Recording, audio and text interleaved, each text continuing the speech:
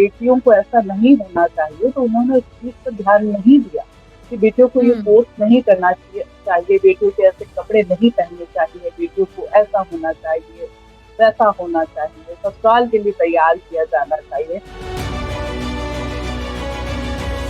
Struggle ना होते तो मैं ना होती, और अगर मुझे आराम मिला होता तो शायद मैं कहीं आराम भी करती होती। स्ट्रगल देखते हुए मुझे लगा कि दुनिया में किस कदर मतलब महिलाओं के साथ में इतने सारे प्रॉब्लम्स है कि जिनको एक जिंदगी में से सॉल्व किया ही नहीं जा। उस पीढ़ी से आती हूँ पत्रकारिता में, जिसने एक संक्रमण काल देखा। अच्छी जिंदगी से मेरा मतलब है उन्हें हम बिल्कुल एकदम अच्छा वातावरण या फिर एक ऐसा देश दे जहाँ पर सभी लोग खुशी खुशी खुशी रहे, एक साथ रहे, आपस में मिलकर रहे। आदाब, मैं हूं आपके साथ अरसला खान और आवाज द वॉइस देखना शुरू कर चुके हैं आप। राजस्थान के एक छोटे से शहर से निकलकर समाज में अपनी एक बड़ी पहचान बनाने वाली लेखिका और पत्रकार तस्नीम खान जी, जिन्होंने अपने टीवी प्रोग्राम्स के जरिए समाज में महिलाओं के मुद्दे को बड़ी ही बेबाकी के साथ उठाया, जिन्होंने अपनी लेखनी के जरिए रूढ़िवादी समाज को बदलने की कोशिश भी की। आज वो हमारे साथ मौजूद है। उनसे जानते हैं कि इस कहानी के पीछे कैसा स्ट्रगल रहा और वो अब इसे कैसे लेती हैं। सबसे पहले मैम, वेलकम टू आवाज द वॉइस। कैसी हैं आप? बहुत शुक्रिया, मैं ठीक हूँ अर्चना। और जैसे कि आप स्ट्रगल की बात कर रही हैं, तो स्ट्रगल हर किसी के जो है वो आते हैं। जिंदगी ऐसी ही नहीं होती, चाहे वो करियर को लेकर हो, चाहे अपने जिंदगी में अपने सपनों को जीने के को लेकर हो, और किसी भी तरह की बात हो, आपको स्ट्रगल के बिना आप घर से बाहर नहीं निकल सकते। घर से बाहर निकलना भी एक स्ट्रगल है। हाँ, ये जरूर है कि महिला होने के नाते वो स्ट्रगल आपके लिए दोगुने हो जाए। जबकि करियर के लिए, पढ़ने के लिए, आगे बढ़ने के लिए पुरुषों को भी मेहनत करनी पड़ती है, उनके पास भी स्ट्रगल है। हर किसी को बराबरी से देती है, लेकिन महिलाओं को समाज भी देता है struggle, जो कि जी। पुरुषों के जिससे उतने नहीं आते। तो ये जो स्ट्रगल है, क्रिएट किया हुआ स्ट्रगल, हम्म, तो इससे पार पाना जो है आसान तो नहीं है, लेकिन नामुमकिन भी नहीं। क्योंकि हम्म, अब जमाना बदल रहा है। जब मैंने पढ़ाई की शुरुआत की या मैंने पत्रकार होने का सपना देखा, उसकी बनस्पत आज का अगर मैं जमाना देखूं तो काफी कुछ बदल चुका है। लड़कियां इस फील्ड में आ रही हैं, और जो मुस्लिम माशरे की मैं बात करूँ तो वहाँ से पढ़ना जो है, वहाँ पढ़ाई का हम देखते हैं कि रेशो बहुत कम रहा है, जो कि हम्म, हमारे लिए बहुत मुश्किलात पैदा करता है। तो जो पहले निकली उनके लिए थोड़ा-सा स्ट्रगल रहा ही, लेकिन मैं ये मानती हूँ कि मेरी ज़िंदगी में वो स्ट्रगल ना होते तो आज मैं जहाँ हूँ मैं वहाँ ना होती। तो बिल्कुल स्ट्रगल सही जो है बात। वो आपको बनाते हैं। तो वो बिल्कुल। सामाजिक स्ट्रगल्स की मैं बात करूँ तो वो हमारे साथ-साथ हमारे पेरेंट्स, हमारा परिवार भी थे। जब मैं जी। अपनी बात करूँ तो जब मैंने पत्रकार होने की बात की, या मैं पत्रकारिता के लिए आगे पढ़ने के लिए मैंने बात की, तो जी। ज़ाहिरी तौर पर लोगों का प्रेशर सिर्फ मुझ पे नहीं, वो मेरे पेरेंट्स पर भी था, मेरे पूरे परिवार पर भी था हम्म, कि एक बोल्ड पेशा क्यों अपनाया जाए। शादी नहीं होती, सबसे बड़ी दिक्कत जो है समाज को वो शादी को लेकर। तो कि शादी नहीं होगी या अपनाया नहीं जाएगा, या कुल मिला के आपका एग्जिस्टेंस जो है, स्वीकार्यता जो है, वो खत्म कर दी जाती है। लेकिन आप आगे बढ़ते जाएं, जैसे जैसे जैसे जैसे आप सफल होते जाते हैं, तो किस्मत की तरह आपके पड़ोसी रिश्तेदार जरूर साथ में आते हैं कि हम भी थे, जैसे किस्मत कहती है मैं भी थी, तो वैसे ही तस्नीम, तो मैम सभी जैसे कहते हैं आपने कि हम भी जिक्र थे किया, आपकी सफलता में। जी, आपने ज़िक्र किया कि आपने जो ये प्रोफ़ेशन चुना पत्रकारिता का, बहुत ज़्यादा आपको प्रॉब्लम्स फ़ेस की आपने। तो आपने, आपके जो माता-पिता हैं, उन्होंने आपको कैसे सपोर्ट किया? ज़ाहिर-सी बात है, ये जब आप सारा यहाँ इस सपोर्ट मुकाम पर उन्हीं हैं, तो का, उनका सपोर्ट तो रहा होगा। उन्हीं का सारा सपोर्ट है। सभी ने कहा हुँ, कि नहीं ये नहीं होना चाहिए, पत्रकार नहीं होनी चाहिए, कुछ और बन जाए अगर हुँ, इसे बनना ही है तो। जी। बाकी तो ना बने तो बेहतर है। लेकिन ये सारा जो फ़ोर्स है, ये सारा जो दबाव है समाज का, वो मुझसे ज़्यादा मेरे पेरेंट्स ने, और हाँ, लेकिन ये झेलते हुए उन्होंने बनाया। जब हम कुछ झेलते हैं, तो हम कुछ बना भी सकते हैं, हम क्रिएट कर सकते हैं। तो उन्होंने मुझे बनाया, और वो स्ट्रगल ना होते, मैं फिर से वही बात दोहरा रही हूँ, वो स्ट्रगल ना होते तो मैं ना होती। अगर मुझे हुँ, आराम मिला होता तो शायद मैं कहीं आराम ही करती होती, लेकिन स्ट्रगल मिले, इसलिए स्ट्रगल करके मैंने आगे बढ़ा, चीज़ों को समझा, और मुझे लगा कि मेरे पीछे जो पीढ़ी है, वो बहुत आसानी से स्मूथली जो है इन रास्तों पर आनी चाहिए। तो बेशक हुँ। जो है मेरे पेरेंट्स को सबसे बड़ा बड़ा सपोर्ट उन्हीं का था कि उन्होंने जो दबाव आया वो मुझ तक नहीं पहुँचाया। उन्होंने अगर किसी ने कहा कि बेटियों को ऐसा नहीं होना चाहिए, तो उन्होंने उस चीज़ पर ध्यान नहीं दिया कि बेटियों को ये हुँ, फ़ोर्स नहीं करना चाहिए, बेटियों के ऐसे कपड़े नहीं पहनने चाहिए, बेटियों को ऐसा होना चाहिए, वैसा होना चाहिए, ससुराल के लिए तैयार किया जाना चाहिए। जबकि बहुत ज़रूरी है कि हम बेटियों को ज़िंदगी के लिए तैयार करें, क्योंकि ज़िंदगी बहुत अनिश्चित होती है। तो उस अनिश्चितता के लिए नौकरी बेहद ज़रूरी है, सिर्फ सपने ही नहीं, आपकी नौकरी आपके पास होना चाहिए। हर मर्द, हर औरत नौकरी करे, क्योंकि ज़िंदगी में जो अनिश्चितताएँ हैं, उनसे लड़ने का मुझे लगता है ये बहुत अच्छा तरीका है, बड़ा तरीका। तस्नीम मैम, जैसे आप बताती हैं कि लड़कियों के इस कपड़ों पे सवालात और आपको भी कई बार बहुत सारी परेशानियाँ झेलनी पड़ी अपने जब आप बचपन में थी, अपने बचपन के दौर में। तो आपको ये आइडिया कहाँ से आया? आपने महिलाओं के आवाज़ में बुलंद किया, आपने महिलाओं के मुद्दों को उठाया, मेन स्ट्रीम मीडिया में आप काम किया आपने। तो आपको ये आइडिया क्या अपनी ही लाइफ जर्नी से मिला, जब आपने ये सारी चीज़ें फेस की? देखिए वो तो था ही, लेकिन एक जो साहित्य पढ़ना जो है, वो आपको एक दृष्टि देता है। तो मैं बचपन से ही साहित्य की पाठक रही हूँ, एक अच्छी पाठक मैं कही जा सकती हूँ, खुद को मैं कहती हूँ। तो वो दृष्टि जो है, समाज को एक ब्रॉड स्पेक्ट्रम में देखना, एक विस्तृत हुँ, तौर पर देखना। सिर्फ आप अपने आप को ना देखिए, आप शायद प्रिविलेज में पले-बड़े हो सकते हैं, लेकिन हुँ, इस इस दुनिया की, इस देश की, या हम जिस गाँव में रहते हैं, वहीं की एक बड़ी आबादी जो हुँ, है, वो बहुत दूर है।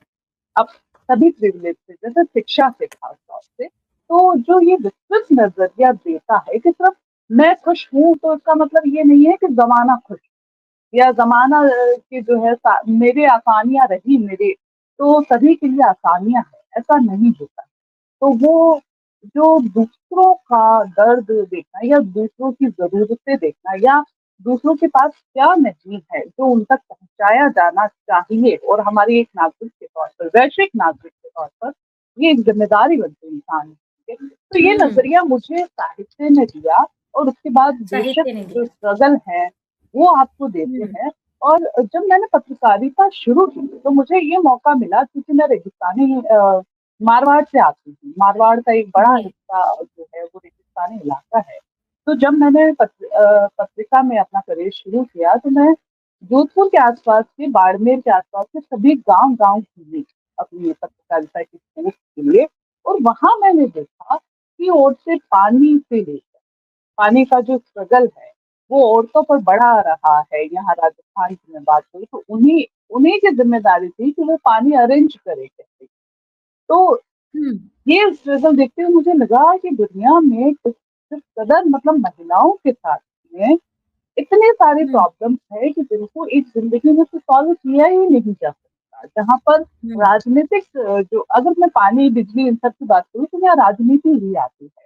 तो हुँ, राजनीतिक हुँ, सत्ता से लेकर सामाजिक सत्ता तक से एक लंबी लड़ाई है, बड़ी लड़ाई है। तो इसने मुझे हमेशा परेशान किया। मैं हमेशा परेशान होती थी, ठीक है, मैंने बहुत सारी स्टोरीज़ की इन मुद्दों पर, और धीरे-धीरे मैं उन्हीं मुद्दों की जुड़ी। हालाँकि राजनीति पर भी काफ़ी कुछ लिखा है, लेकिन मेरे लिए महिलाओं के जो गंभीर मुद्दे हैं, वो मेरे लिए प्राथमिकता रहे, क्योंकि आप अपने से शुरू करते हो, आप जिनसे जुड़ते हो वहाँ से शुरू करते हो। तो मैं एक महिला होने के नाते उनसे जुड़ी और एक पत्रकार होने के नाते भी ज़िम्मेदारी बनी कि एक पत्रकारिता में हम देखते हैं कि बड़ी-बड़ी स्टोरीज़ हुई है, बहुत सारे काम हुए हैं, लेकिन जो जेंडर सेंसिटिविटी है, वो महिलाओं के आने से ही आ पाई उस रिपोर्टिंग में। तो बिल्कुल मैंने वहाँ से जो शुरू की, गाँव-गाँव जाकर उन महिलाओं हुँ, की हुँ, हालत हुँ। देखी या लगा कि इन्हीं मुद्दों पर काम करना चाहिए। तो वहाँ से मैंने शुरुआत की और फिर मैं आगे बढ़ती रही, अपनी कहानियों को लेकर, अपने विचारों को लेकर और विचार जब आप हर दिन परिष्कृत करते हैं, यानी आप हर दिन कुछ नए नज़रिए से सोचते हैं, तो वो नया नज़रिया सोचने का मुझे साहित्य ने ही दिया था, एक पाठक के रूप में। लेखक के रूप में मैं तब तक कहीं थी भी नहीं, पत्रकार होने के अलावा लेखक के बहुत रूप में मैं तब खूबसूरत। तक कहीं नहीं थी। इसीलिए इसीलिए तस्नीम जी आप मुस्कुराते-मुस्कुराते ही महिलाओं की आवाज़ को उठा रही हैं, है ना? जैसे जिस तरीके से आप अपनी परेशानियों के इतर भी मुस्कुराते हुए सारी चीज़ें कर रही हैं। अब जैसे हम साहित्य की बात करते हैं तस्नीम जी, तो साहित्य में आपने एक बवालिस्तान किताब का आपकी लाइफ़ में ज़िक्र होता है। तो वो टर्म कहाँ से आया? अभी बवालिस्तान ही हाल क्यों? ये हाल ही जो है वो किताब आई है मेरी अनबाउंडेड ट्रिप बवालिस्तान। तो हुँ, बवालिस्तान इसलिए क्योंकि अभी जो मीडिया को, क्योंकि मैं उस पीढ़ी से आती हूँ पत्रकारिता में जिसने एक संक्रमण काल देखा, जो हुँ, मुख्य धारा की पत्रकारिता जिसमें आप शोषितों वंचितों की बात करते हैं और उसके बाद जो वक्त बदलता है जहां पर आप सत्ता की बात करने लगते हैं, सत्ता की साइड की बात करने लगते हैं, तो मैंने ये दोनों चीजें देखी। मैं उस पीढ़ी में से हूँ और आज भी मैं यही कर यही देख रही हूँ और यही लिखती हूँ। तो ये एक समाज के साथ एक बहुत बड़ा है जो पर्सपेक्टिव खड़े किए जा रहे हैं, जो नैरेटिव बनाए जा रहे हैं, जो क्रिएट किए जा रहे हैं। जी। मैं क्रिएट करने की बात पहले भी की मैंने कि समाज जो क्रिएट करता है महिलाओं के लिए, अब मीडिया जो हुँ, क्रिएट कर रहा है समाज के लिए, तो आप ये देखिए कि लड़ाइयाँ इंसान को किस तरह से बदलती हैं। वहाँ पर जी। लड़ाई थी समाज के खिलाफ। जब मेरी लाइफ की का एक फेज आता है जहाँ पर एक समाज के खिलाफ लड़ाई होती है और अब ये लड़ाई इस तरह से है क्या वो समाज ही अब शोषित हो रहा है क्योंकि मीडिया के नैरेटिव बदल रहे हैं, मीडिया के पर्सपेक्टिव बदल रही हैं, तो वो समाज के लिए खतरनाक साबित है। हुँ, तो बेशक मुझे इस पर कुछ लिखना था और मैंने कहानियों के ज़रिए कहा क्योंकि आप अपनी बहुत जितनी आप रिपोर्टिंग करते हो या जितना आप पत्रकारिता में देखते हो वो सब कुछ एक अखबार में या एक टीवी शो में समा जाना मुमकिन नहीं है। तो मैंने उपन्यास लिखने शुरू किए, मैंने कहानियाँ लिखनी शुरू की, तो ये बवालिस्तान की उसी आज ही के वक़्त की कहानियों का एक पूरा ब्यौरा है यहाँ पे, तंज़ कहानियाँ हैं इसमें और ये एक तंज है, ये सटायर है। बवालिस्तान जो मैंने नाम किया है, ये एक सटायर के अंदर अब इस सटायर के अंदर बहुत सारी बात, वो एक हुँ, व्यक्ति से लेकर समाज से होते हुए, मीडिया से होते हुए, राजनीति से होते हुए, पूरी दुनिया जी। की जो पूरी दुनिया में जो इस वक़्त चल रहा है, वहाँ तक की बात कहती है और मनुष्यता की बात। अब हुँ, सबसे पहले मनुष्यता, उसके बाद में बात करते हैं क्योंकि हम वैश्विक नागरिकता की ओर बढ़ें। अब ये जी। हर किसी ने सपना देखा था जब हम हमारे देश की आज़ादी की बात करें तो हमारी पुरखों ने सपना देखा था देश के नागरिक, क्योंकि वसुधैव कुटुंबकम हम कहते हैं, हमारे देश के लोग हुँ, कहते हैं, जहाँ जाते हैं वहाँ कहते हैं। तो वसुधैव कुटुंबकम वैश्विक नागरिकता की ओर, तो अब वैश्विक तौर पर हमें चीज़ों को नज़रिए से सोचना होगा और वहाँ पर मनुष्य का जो है वो बढ़िया। मैं रविंद्रनाथ टैगोर की पंक्तियाँ हमेशा याद रखती हूँ, मुझे जो अच्छा लगता है वो मैं हमेशा याद रखती हूँ, उनको मैं अपनी ज़िंदगी में शामिल करती हूँ कि जब उन्होंने कहा था कि मैं मनुष्यता के मूल पर राष्ट्रवाद नहीं, मनुष्यता हुँ, हर मनुष्यता हर चीज़ से बड़ी है। तो यहाँ पर मनुष्यता की कहानियाँ हैं कि हम हमेशा से एक-दूसरे के साथ किस तरह से सहयोगात्मक रवैये के साथ रहते हैं और उसी से दुनिया खूबसूरत है।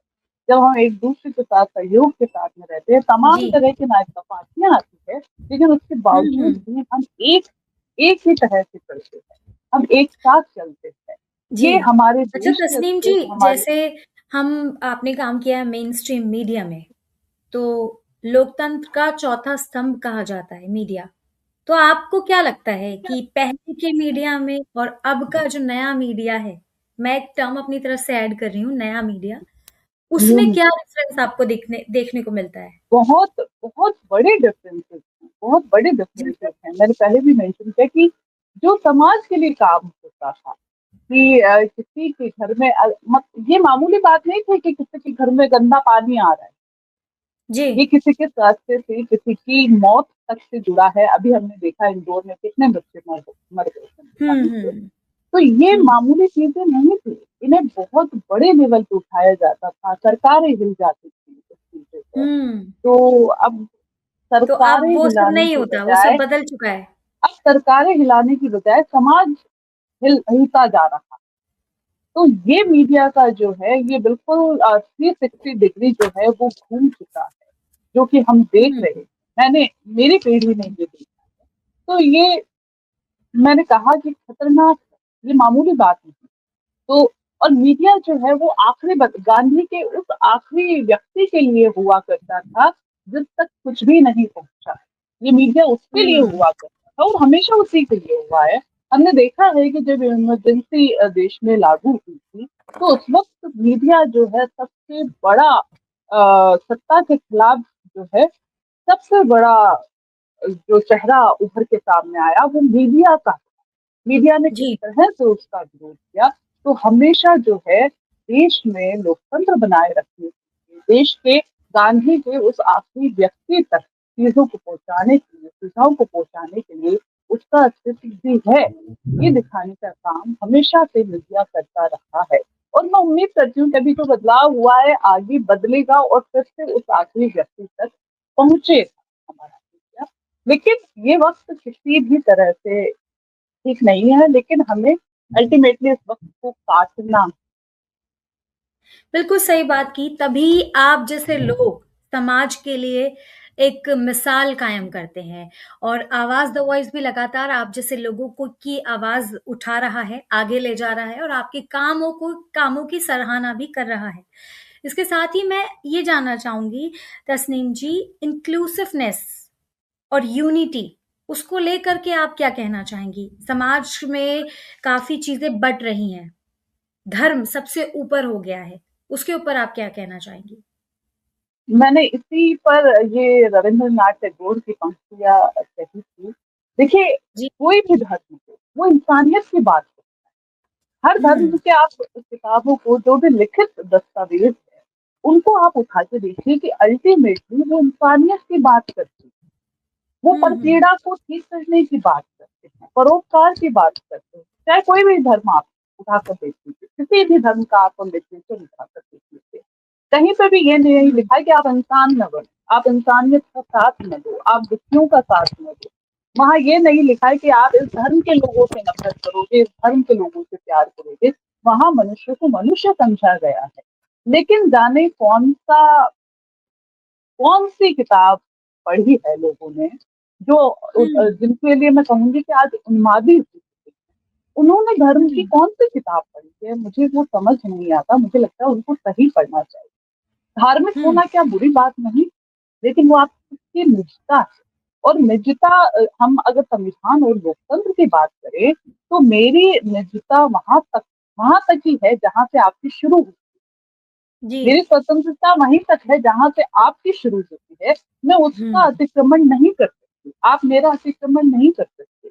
तो इस चीज़ की हमारे लोकतंत्र की, हमारे संवैधानिक अधिकारों की, इन चीज़ों के बारे में हमें ख़्याल रखना चाहिए, चाहे हमने धर्म की कई किताबें पढ़ी हो, ना पढ़ी हो, लेकिन लोकतंत्र के लिए जो किताब है संविधान, तो जी। संविधान जो हमारे लिए सर्वोपरि इस देश के लिए, इस देश के नागरिक होने के लिए, तो कम से कम हम उसको पढ़ें, उसका लिहाज़ करें। और चूँकि हम बार-बार में ये बहुत राष्ट्रवाद का जिस तरह से एक राष्ट्रवादी तो कौन नहीं, कौन पूछेगा? मतलब हर भारतीय जो है यहाँ पे, उनसे आप हुँ, कैसे पूछ सकते हो कि आप भारतीय हो या नहीं? ये सवाल उनके हाँ, लिए है ही नहीं। जिन्होंने यहाँ जन्म लिया है, जो लोग यहाँ के हैं, आप उनसे सवाल, जबकि ये सवाल जो है हमेशा इस देश में नहीं, पूरी दुनिया भर में सवाल जो है वो हमेशा सत्ताओं से किए गए। हुँ, हुँ, जितनी भी क्रांतियां हुई वो सत्ता के खिलाफ हुई, ताकि समाज जो है वो समता की तरफ, समता मूलक जो है वो बने। लेकिन हुँ, अब तक तो हमने समानता ही नहीं पाई, तो हम समता मूलक मूल्यों की तरफ कब बढ़ेंगे? जबकि आजादी के इतने बरस बाद जो है समानता तो हमें संविधान के साथ ही मिल गई, हाँ, लेकिन वो समानता सामाजिक तौर पर कई सत्ताओं से, सामाजिक सत्ताओं से जो है कंट्रोल रही। हमें वो पाने के लिए लड़ना पड़ा हमें। क्या हुँ, वाकई में हुँ, हम इस बिल्कुल, देश के नागरिक होने का फर्ज कर्तव्य निभा निभा सकते रहे हैं? हैं। क्या इस हुँ, हुँ, देश की जो आत्मा है, आप उस आत्मा को नहीं तोड़ सकते हो, आप उस आत्मा को हुँ, निकाल के नहीं फेंक सकते हो, जो कि यहाँ का सौहार्द है। और उस सौहार्द को जब आप तोड़ोगे तो सब कुछ बिखर जाएगा, सब कुछ टूट जाएगा। और मेरी या हमारी चिंता यही है कि जो हमारी आने वाली पीढ़ियां हैं, वो इस टूटन को ठीक करने में जिंदगी ना गुजारे। उनको हम एक अच्छी जिंदगी से मेरा मतलब है, उन्हें हम बिल्कुल एकदम अच्छा वातावरण या फिर एक ऐसा देश थे जहाँ पर सभी लोग खुशी खुशी खुशी रहे, एक साथ रहे, आपस में मिलकर रहे। और मुझे शर्मिंदगी भी होती है कि आज ये सब कहना पड़ता है, कहना जबकि पड़ रहा आज है, ये सब, बिल्कुल सही बात कही हाँ आपने। बिल्कुल, ये हुँ, एक शर्मिंदगी का बात है कि आज हमें ये कहना पड़ रहा है कि हम हमारी कि हमें आगे की पीढ़ी एम्फसाइज़ को, करना पड़ रहा है हर चीज़ पे। बिल्कुल, हर चीज़ पे जो कि बन चुका था, जो बना हुँ, चुके थे हमारे पुरखे, जो हमारे लिए बना चुके थे इस देश को, उस देश को हम बहुत पीछे यहाँ पर देख रहे हैं। और उसके लिए फिर हमें ये होता है कि आप, आने वाली पीढ़ियाँ ज़रूर आपसे सवाल करेंगी कि आपने हमें कैसा देश बना के दिया और आपने खुद में जो हुँ, है आपका बचपन कैसे गुज़ारा? मैं खुद अपने बचपन की या अभी तक की भी बात करती हूँ, तो मैंने एक बेहतरीन रिश्ते जो सौहार्द हुँ, की बात मैं करूँ, वहाँ नाम बहुत सारे तरह के हैं, बहुत सारे सरनेम है, बहुत सारे धर्म हैं, और लेकिन जी, वहाँ प्यार या फिर सपोर्ट में कहूँ, या जो मेरी खुशी में खुश होते हैं उनकी बात कहूँ, तो मैंने एक बेहतरीन रिश्ते जिए। मैंने एक बेहतरीन देश में अपनी आँख खोली, बेहतरीन माहौल में अपनी आँख खोली है। तो आज मैं बिल्कुल। इस माहौल को खराब होते हुए नहीं देख सकती। और अच्छा तस्नीम जी, कल को मेरी अगली इसके पीढ़ी अलावा जब मुझसे सवाल करेगी, मैं उन्हें क्या जवाब? बिल्कुल, बिल्कुल। इसके अलावा जैसे आपकी प्रस्तुतियों में बात होती है, राजस्थान में जो पिछड़ापन है, महिलाओं के साथ जो ज़्यादती हो रही है, महिलाओं को उनका अधिकार नहीं मिल रहा है, उन प्र आपकी सब प्रस्तुतियों में उनका ज़िक्र होता है। लेकिन इसके बिल्कुल। अलावा आपको क्या लगता है और कहाँ समाज में महिलाओं को अधिकार मिलने के लिए काम होना चाहिए या महिलाओं की आवाज़ बुलंद होनी चाहिए? देखिए, कहाँ कमी महिलाओं आ की रही है? आवाज़ राजनीति में भी उतनी ही ज़रूरी है हुँ। महिलाओं की आवाज़। और राजनीति में जो है महिलाएँ जितनी ज़्यादा लीडरशिप में आएँगी, नेतृत्व तो करेंगी, जैसे उत राजनीति की आप बात करती हैं, तो हमारी जो प्रेज़िडेंट हैं, वो भी तो एक महिला ही हैं, फिर द्रौपदी मुर्मू। मैंने तो बहुत बदलाव तो शुरुआत में कही, देखने को मिल रहा है ना? बिल्कुल, मैंने बहुत शुरुआत हुँ, में ये हुँ। बात कही थी कि अगर जी, मैं खुश हूँ, तो मैं सोचती हूँ कि सारा ज़माना खुश है। तो अगर सिर्फ़ एक राष्ट्रपति इतने सालों में हमें पहले की रही, मिला है। दूसरी राष्ट्रपति, हाँ, महिला अगर हमें मिली, दूसरी और इंदिरा एक गांधी। ही प्रधानमंत्री महिला इंदिरा गांधी यहाँ मिली, तो हमें बेशक गर्व करना है इस बात से, लेकिन बिल्कुल, ये भी सोचना है कि एक ही क्यों? प्रधानमंत्री एक एक ही क्यों रहे? राजस्थान के पास वसुंधरा राजे मुख्यमंत्री रही, महिला मुख्यमंत्री, तो वही क्यों हाँ, रही और कहाँ? तो उस एक अच्छा, पे हमें सिर्फ खुश होके बैठ नहीं जाना है। हमें सवाल हाँ, करना है कि बहुत सारी जगह हैं अब भी, क्या ऑल्टरनेट जो है मुख्यमंत्री नहीं हो सकते राज्य में, महिला हुँ, मुख्यमंत्री की अगर हम बात हुँ, करें, तो क्या वो ऑल्टरनेट नहीं हो सकते? ऑल्टरनेट हो हुँ, सकते हैं कि पुरुष और महिलाएं, पुरुष और फिर महिलाएं, तो सिर्फ एक हुँ। एक होने से जो है वो बात कभी नहीं बनी। ये बहुत बड़ा देश है, 150 करोड़ की आबादी वाला देश। है और वहाँ पर महिला नेतृत्व 550 से ज़्यादा की जो है लोकसभा की सीटें हैं, वहाँ पर जब हम प्रतिशत देखते हैं तो वो आता है 12.5%, 13%। तो हुँ। अगर 50% नहीं है, तो कम से कम हम 35-40 तक तो पहुँचे, पासिंग मार्क्स तो लाएँ। हमें किसी भी परीक्षा में पास होने के लिए 33% की ज़रूरत है। तो क्या अच्छा राजनीति तस्नीम में जी, महिलाओं के लिए जैसे राजनीति में महिलाओं की भागीदारी बढ़ने से, इस पे थोड़ा आप मुझे समझाइए कि कैसे बिल्कुल, फ़र्क आएगा महिलाएँ जहाँ समाज होती में? है देखिए कुछ एक्सेप्शन हुँ। हमेशा रहते हैं। अपवाद जो है विज्ञान में भी है, जो आधुनिकता का सबसे बड़ा पर्याय माना जाता है, तो अपवाद हर जगह है। जी। लेकिन फिर भी मेरा ये मानना है कि महिलाएँ जहाँ होती हैं, वहाँ संवेदनशीलता ज़्यादा होती है।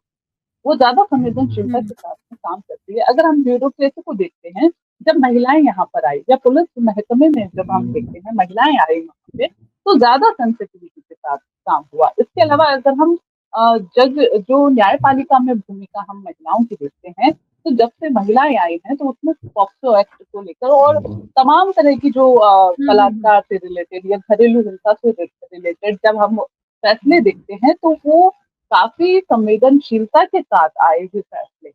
तो हुँ, हुँ, पत्रकारिता की दृष्टि से मैंने इन चीज़ों को नोटिस किया है, मैंने इन चीज़ों हुँ, को हुँ। देखा है। तो मैं मानती हूँ कि महिलाएँ जहाँ आती हैं, वहाँ पर जो न्याय है या फिर मैं ये कहूँ कि जो माहौल है, वो ज़्यादा बेहतर होता है। हम कार्यालयों में भी देखें, तो जब से महिलाओं उनके साथ आई हैं, पुरुषों के साथ में बैठने लगी हैं, तो माहौल पहले से बेहतर है। जो पुरुषों में भी हुँ, वो मैनर्स आते हैं कि हमें महिलाओं के रहते हुए ऑफिस में किस तरह से बिहेव करना। तो वो जी। व्यवहार बहुत छोटे स्तर से लेकर बहुत बड़े स्तर जिसे मैं राजनीति कहूँ, तो वहाँ तक बहुत बड़े-बड़े बदलाव आते हैं। देश को एक नया नज़रिया मिलता है। तो महिलाओं का आर्थिक तौर पर मज़बूत होना इनफ़ मानती हैं आप? नहीं, आर्थिक तौर पर मजबूत होना इनफ नहीं है। एक पूरे जी, समाज में उस चीज़ की स्वीकार्यता बेहद ज़रूरी है। देखिए बिल्कुल।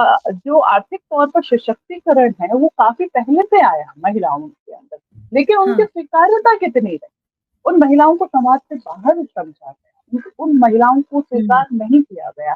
अब मैंने जैसे कहा कि लड़कियाँ पढ़ लिख लेंगी, उनकी शादी कैसे होगी, ये सबसे बड़ी जो है वो प्रॉब्लम या फिर ये एक चिंता होती है समाज की, परिवार की। यानी उनको स्वीकार नहीं किया जाए, नौकरी के हुँ, साथ में, एक बोल्ड पेशे के साथ में उनको स्वीकार नहीं किया। तो ये बहुत बड़ा ट्रॉमा होता है किसी भी परिवार के लिए, किसी लड़की के लिए। तो जब तक समाज में बदलाव नहीं आएगा, तो उसका आर्थिक तौर पर सशक्तिकरण सशक्तिकरण नहीं है। महिला नहीं कहलाएगा। सशक्तिकरण तब तक हुँ, संभव नहीं है जब तक कि सामाजिक स्वीकार्यता पढ़ी-लिखी लड़की सामाजिक स्वीकार्यता नहीं हो, उसको हुँ, एक सुरक्षित वातावरण नहीं मिले, ये खबरें ना आए कि एक जज है, महिला जज है, उसको उसके पति ने पीटा, हुँ, तब तक हम नहीं सशक्त हो सकते। आप ये सोचिए जज बिल्कुल। जो न्यायपालिका में है, जैसे मैं कहती हूँ कि जिस जगह से वो गुज़रती है, हर कोई डरता हुँ, होगा, लेकिन उसके निजी जीवन में उसकी स्वीकार्यता कितनी है? तो ये जो निजी जीवन की स्वीकार्यता है, जब तक ये नहीं मिल जाती, हम उसको सशक्तिकरण नहीं कहेंगे और ये बिल्कुल। सशक्तिकरण सामूहिकता से ही संभव है, जिसमें स्त्री-पुरुष सभी साथ में आए। हम ये लड़ाई किसी भी तरह से महिला वर्सेस पुरुष की नहीं है, ये हमारे हुँ, मानवीय हकों की, तो उसमें पूरा तस्नीम सामाजिक जी ऐसा स्ट्रक्चर मानती हैं कि शामिल है। आज की महिला जो है वो आज़ाद नहीं है, ऐसा कुछ? ऐसा कुछ हम मानते ही हैं क्योंकि समाज में अभी तक जब तक समाज साथ नहीं आएगा, तब तक ये जी। खूबसूरती दिखाई नहीं देगी कि हम बहुत हुँ, सक्सेसफुल हैं। तो बिल्कुल हुँ। समाज को पूरी तरह से हमें बदलना है। सिर्फ खुद के लिए नहीं जीना है, समाज के लिए भी जीना है कि समाज जो है वो खुद भी उन्हीं राहों में आगे आए और हम सभी साथ-साथ चलें, साथ चलने में जो खूबसूरती है वो अकेले होने में नहीं है। अच्छा इसके अलावा आपने मेरे रहनुमा, आपके कई सारे उपन्यास हैं बवालिस्तान और तो उस सब में से आपका फ़ेवरेट अपना कौन-सा है और क्यों? देखिए, सभी मेरे फ़ेवरेट हैं, 4 किताबें अब तक आ चुकी हैं, लेकिन जी। मैं ये कहूँगी कि जो मेरी पहली किताब है, ए मेरे रहनुमा, उससे मेरा एक अलग अटैचमेंट इसलिए है कि वो मेरी शुरुआत और वो शुरुआत उसी सशक्तिकरण की बात पर थी जो आपने अभी कहा कि हाँ। जो महिलाएं हैं वो आर्थिक तौर पर समृद्ध होके या कमाने के बाद सशक्त हो जाएं, ये हम नहीं कह सकते, हुँ, वो फाल्स है, ये झूठा सशक्तिकरण है, ये पूरा सशक्तिकरण हुँ, नहीं है। तो किस तरह से समाज हुँ, में आता है, वही ये मेरे रहनुमा में है कि आप सभी सहयोगी बनिए, कोई किसी का रहनुमा ना बने, कोई किसी का खुदा बनने की कोशिश ना करे, सभी साथ के लिए इस दुनिया में आए हैं, तो बिल्कुल एक दूसरे का साथ दो, उसी पर है। और ये पहला उपन्यास है, या जो मैंने साहित्य में पहला रचा, वही भारतीय ज्ञानपीठ से उसकी नवलेखन की पुस्तिका में चयनित हुआ, अनुशंसित हुआ, प्रकाशित हुआ। तो ये मेरे जीवन का माइलस्टोन। तमाम तरह के देश में जो है बवाल हुए, तमाम तरह के देश में परेशानियां आई, लेकिन राजस्थान ने अपने रिश्तों को नहीं छोड़ा, राजस्थान ने हुँ, अपने हुँ, मूल को नहीं छोड़ा, जो इस देश का मूल। तो हुँ, राजस्थान के लोग वाक़ई में इतने प्यारे हैं। माना कि दूरियाँ यहाँ जब भी हैं कि हमें उनके लिए लड़ना पड़ रहा है, हम लड़ेंगे, उनको भी ठीक करेंगे। जी। लेकिन जो सौहार्द मैंने राजस्थान में देखा, पाया, वो उसको मैं कंपेयर करती हूँ अन्य राज्यों से, तो मुझे लगता है कि राजस्थान उसको बचाए रखता है। और मैं जानती हूँ कि आगे आने वाले समय में भी इसका एग्जाम्पल दिया जाएगा कि राजस्थान या रेगिस्तान ने अपना कितनी बड़ी जिम्मेदारी जो है वो इस वक्त के लिए निभाई है। तो इसी वक्त की कहानियां कवालिस्तान में है, जो कि रेगिस्तान से निकली। हाँ, बिल्कुल, राजस्थान अगर एक छोटा-सा इनिशिएट छोटे से शहर से स्टार्ट होगा, तभी तो पूरा देश बदलेगा ना। बिल्कुल, बहुत खूबसूरत बात कही आपने। जाते-जाते तस्नीम जी, मैं आपसे ये पूछना चाहूँगी कि आप जैसे बताती हैं आप प्रस्तुति करती हैं, कविताएँ लिखती हैं, लेकिन आज का जो युवा है, वो बहुत शॉर्ट इन्फॉर्मेशन में बिलीव करने लगा है। मतलब हम किताबों से रील में आ गए हैं। आप समझ रही होंगी मेरी बात। तो आप उसको कैसे लेती हैं? उनके लिए क्या देखिए, कुछ मैसेज देना चाहेंगी आवाज़ द वॉइस के ज़रिए? वक्त बदलता है तो वक्त के साथ काफी कुछ बदलता है। तो ठीक है, हम एआई बिल्कुल। की जनरेशन में हैं, एआई के दौर में हैं, हम उससे बच नहीं सकते, लेकिन हम सिलेक्टिव हो हुँ, सकते हैं। तो फ्लेक्सिव इन द हुँ, सेंस, जब बिल्कुल। तक हम किताबें नहीं पढ़ेंगे, हमें सही जानकारी नहीं मिलेगी। और क्यूरियोसिटी क्यूरियोसिटी बहुत ज़रूरी है हर सब्जेक्ट को लेकर। हुँ, इसमें क्या हुआ? हुँ, इसमें अगर कोई गांधी का नाम ले रहा है, तो हम गांधी को पढ़ सकते हैं। हम सिर्फ गांधी की खुद की लिखी जो सत्य के साथ मेरे प्रयोग है, उससे हम उनकी अच्छाई और बुराई सब जान सकते हैं। एक इंसान के तौर पे वो क्या थे, वो सब जान सकते हैं। मैं सिर्फ ये एग्जांपल दे रही हूँ। तो ये क्यूरियोसिटी हुँ, होनी चाहिए, सिर्फ लोगों को सुनकर नहीं। हमने कभी सुनकर खबरें नहीं बनाई जब तक हम हुँ, फील्ड में नहीं गए, हम मौके पर नहीं गए। तो मैं हुँ। पत्रकार जो पत्रकारिता के क्षेत्र में आ रहे हैं, मैं उनसे भी यही कहूंगी कि अपना क्रिएट करें, जो इंटरनेट पे ग्राउंड मौजूद है। रियलिटी को दिखाना चाहिए, बिल्कुल सही कहा बिल्कुल आपने। ग्राउंड रियलिटी हुँ, को जो भी लिख रहे हैं, जो कुछ भी आप लिख रहे हो पत्रकारिता में, तो उस हुँ, रियलिटी को महसूस करो, उसको अपनी आंखों से देखो, किसी के कहने पर ना करो उसको। और अगर जी। फिर भी कंफ्यूज हो, तो आप उससे रिलेटेड बहुत सारा जो लिटरेचर है उसको आप पढ़ो। पढ़ने के लिए बहुत सारी चीजें हैं, आपका ये सारा कंफ्यूजन दूर हो सकता है पढ़ने के साथ। तो जो पढ़ता है, मुझे लगता है कि वो ज्यादा बेहतर तरीके से चीजों को समझ पाता है। और आज की पीढ़ी के लिए भी मैं यही कहूंगी कि आप ठीक है, आप रील भी देखिए, लेकिन आप किताबें भी पढ़िए। लेकिन आप इन्फ्लुएंस ना हो। जो अपना हुँ, इन्फ्लुएंस होने की बात है, तो वो इन्फ्लुएंस सिर्फ खुद से होना चाहिए। बिल्कुल, और खुद को खुद खुद से से होना चाहिए। इन्फ्लुएंस करने के लिए आपको पढ़ना पड़ेगा। तो आप हाँ, अपनी तरफ से बिल्कुल मजबूती के साथ अपने विचारों पर अडिग रहें, और अपने विचारों को हर दिन सोचें कि क्या इनमें कुछ सुधार की गुंजाइश है। तो हमेशा अपने ऊपर एक शक करना चाहिए कि जितना मैं जानता हूँ, जानती हूँ, वो काफी नहीं है। हुँ, मुझे लगता है इससे अलग भी हो सकता है, दूसरा पहलू भी हो सकता है। तो हर दिन हम दूसरा पहलू क्या हो सकता है, खुद से सवाल करें। और इसी के साथ खुद से भी सवाल करें, समाज से सवाल करें, सत्ता से सवाल करें।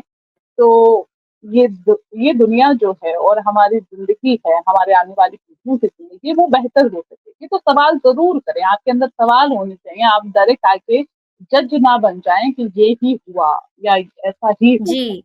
नहीं, ऐसा नहीं होता है। तो अपने विचारों को परिष्कृत करते रहें। जी, जी, जी। तो बहुत-बहुत शुक्रिया आपका मैम, आपने अपना इतना कीमती समय दिया, उस इतनी अच्छे तरीके से महिलाओं की आप आवाज़ भी बुलंद कर रही हैं और काफ़ी सारी प्रस्तुतियाँ भी हैं। और हम उम्मीद करेंगे कि ऐसे ही आप लगी रहें, मेहनत करती रहें और देश को बदलने की इस मुहिम में अपना काम करती रहें। फिलहाल आपसे अब हम अलविदा ले लेते हैं।